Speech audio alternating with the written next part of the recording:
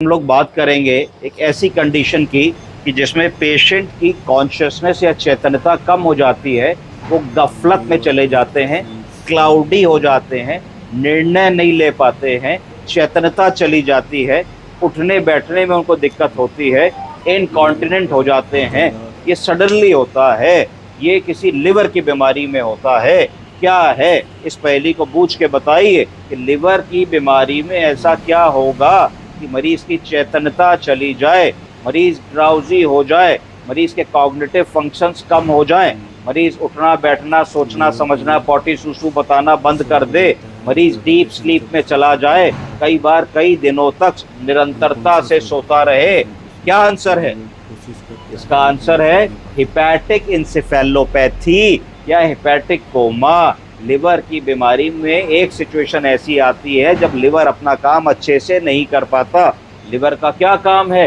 Liver का काम है कि वो ब्लड को डिटॉक्सिफाई करता है, ब्लड से बहुत सारे ऐसे सब्सटेंसेस को निकालता है जो बॉडी के लिए हार्मफुल होते हैं। जब लिवर कंप्रोमाइज होता है, जब लिवर काम नहीं कर पाता है, जब लिवर में सिरोसिस होने लगती है, जब लिवर में आप किसी भी प्रकार से कोई इंसल्ट करने की कोशिश करते हैं, चाहे वो अल्कोहल की वजह से हो, चाहे वो हेपेटोटॉक्सिक ड्रग की वजह से हो, चाहे कोई वायरल बीमारी की वजह से हो, तो लिवर की कार्य क्षमता सुस्त पड़ जाती है। और लिवर जब अपना काम नहीं कर पाता है तो ब्लड में अमोनिया की मात्रा बढ़ने लगती है। अमोनिया की जब मात्रा बढ़ती है, कुछ और टॉक्सिन्स की मात्रा बढ़ती है, तो उन टॉक्सिन्स में ये ताकत होती है कि वो ब्रेन में चले जाते हैं, ब्लड ब्रेन बैरियर को क्रॉस कर लेते हैं, जिसकी वजह से वो गफलत वाली स्थिति में ले आते हैं। Hepatic encephalopathy grade 1, grade 2, grade 3, grade 4 4 stages होते हैं। ग्रेड 1 में क्या होगा? ग्रेड 1 में आदमी थोड़ा स्लो हो जाएगा, हमें लगेगा एकदम से हम गए, हमें पहचाना नहीं, पर थोड़ी देर में पहचान लिया।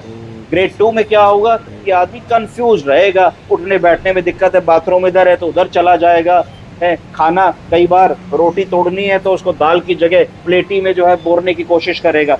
ग्रेड 3 में क्या होगा कि आदमी ड्राउजी रहने लगेगा, उसका चेतनता कम होने लगेगी, आप उसको 4-6 बार कहिए नहीं सुनेगा, अगर आप कहिए भैया बाऊजी बाऊजी तो थोड़ा सा शायद वो सुन ले। ग्रेड 4 में आदमी एकदम कोमेटोज्ड होगा, वो आपकी कोई बात नहीं समझ पाएगा।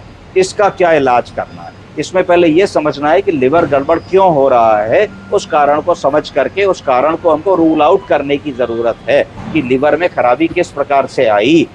जब तक ये सब पता करोगे, इसमें 2-4 दिन लगेगा, सीटी करोगे, अल्ट्रासाउंड करोगे, ब्लड टेस्ट भेजोगे, वायरल मार्कर्स भेजोगे, सारी चीज़ें करोगे, तब तक सपोर्टिव ट्रीटमेंट क्या करना है?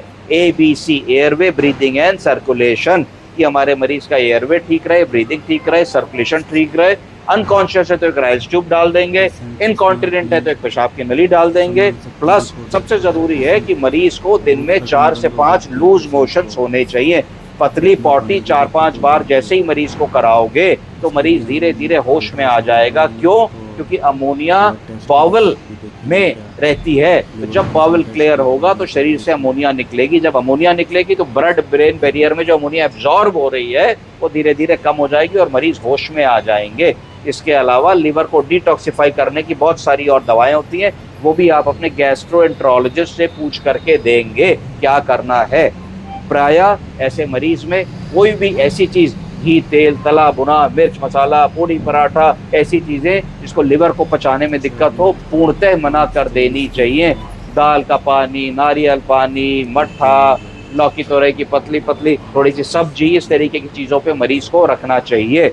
और जब तक पैरामीटर्स हमारे पास ना आ जाएं तब तक हमको इस तरीके की सपोर्टिव केयर करनी है। तो पेशेंट HE से बाहर आ जाते हैं, होश में आ जाते हैं और इम्प्रूव हो जाते हैं। जैसे कि इस पेशेंट में हमने देखा, now is able to walk. भैया नमस्ते, कैसे हैं? ठीक है, जीप दिखाइए, नाम बताइए। बहुत बढ़िया। तो अब ये ग्रेड 3 से ग्रेड 4 से ग्रेड 2 और 3 के बीच में आ गए हैं, अपना नाम बता पा रहे हैं, ओरिएंटेड हैं, बैठ भी पा रहे हैं, पर अभी पूरी तरीके से अपने को होल्ड नहीं कर पा रहे, विद सपोर्ट खड़े भी हो पा रहे हैं। तो he is out of hepatic encephalopathy. Grade 4 से 3 में आए, 3 से भी 2 में आने वाले हैं, ये 1-2 दिन में और इम्प्रूव कर जाएंगे। ठीक है सर, आइए हाथ पकड़िए, कस के पकड़िए, छोड़ो बेटा, धीरे से देखो, हाँ मेरी तरफ जोर लगाइए, ये बात हुई। दूसरे हाथ से वो रॉड पकड़िए, दूसरे हाथ से वो पकड़िए बेट को, हाँ पकड़िए, वेरी गुड। कमांड फॉलो कर पा रहे हैं, बात समझ पा रहे हैं मेरी, बहुत अच्छी बात। All right, thank you.